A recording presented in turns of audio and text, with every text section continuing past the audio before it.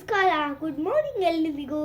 ಇವತ್ತು ನನ್ನ ಮಮ್ಮಿ ಜೊತೆ ಸೇರಿಕೊಂಡು ಮಸಾಲ ಟೀ ಮಾಡ್ತಿದ್ದೀನಿ. ನಮ್ಮ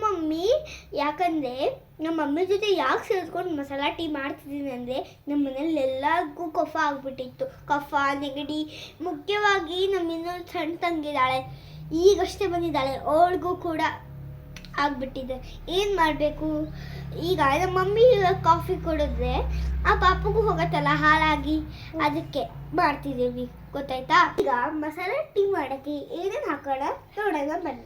ಸ್ವಲ್ಪ ಹಸಿ ಶುಂಠಿ, 1 ಏಲಕ್ಕಿ, 4 ಕರಿಮೆಣಸಿನ, 1 ಲವಂಗ, ಇದನ್ನ ಎಲ್ಲಾನು ಸೇರಿಸಿ ಜಜ್ಜಿಕೋಬೇಕು.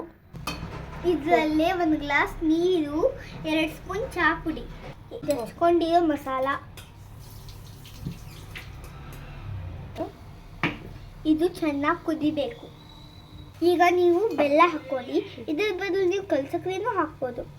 ಈಗ ಹಾಲು ಹಾಕೊಳ್ಳಿ, ಚೆನ್ನಾಗಿ ಕುದಿಬೇಕು. ಅದು ಮೆಣಸಿನಕಾಳು ಪೌಡ್ರದು ಗಂಟ್ಲಿಗೆ. ದೈಹಿಕ ಕಸರತ್ತು ಬೇಕು, ಮಾನಸಿಕ ವ್ಯಾಯಾಮ ಬೇಕು, ಸಾಮರಸ್ಯದ ಬದುಕಿಗೆ ಕುಟುಂಬದ ಸಾಂಗತ್ಯ ಬೇಕು.